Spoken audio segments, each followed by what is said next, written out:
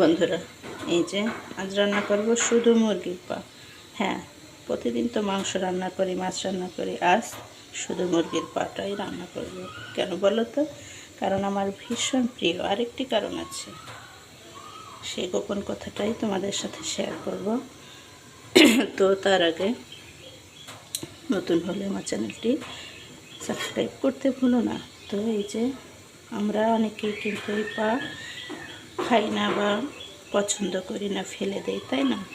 কিন্তু না বন্ধুরা, এটা তুমি পছন্দ না করলেও তোমার খাওয়া উচিত।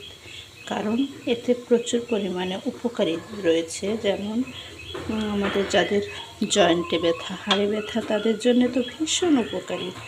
তো এই পায়ের ভিতরে প্রচুর পরিমাণে ক্যালসিয়াম থাকে, যা আমাদের জয়েন্ট ব্যথা বিশেষ কার্যকরী ভূমিকা রাখে।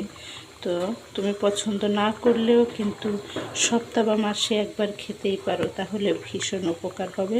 আর আমার তো ভীষণ পছন্দ, আমি মাঝে মাঝেই খেয়ে থাকি। ডাউল দিয়ে, এমনি ভুনা করে, আলু দিয়ে, বিভিন্নভাবে রান্না করে খাওয়া যায়। তো এই যে আজ রান্না করছি আলু দিয়ে ঝোল ঝোল। আমার জয়েন্টে প্রচুর পরিমাণে ব্যথা ছিল, হাঁটুতে, হাতে। তো ইনশাল্লাহ ওষুধ ছেড়ে দিয়েছি আমি। তো তোমরাও খেয়ে দেখতে পারো, যে আমি প্রায় খাই।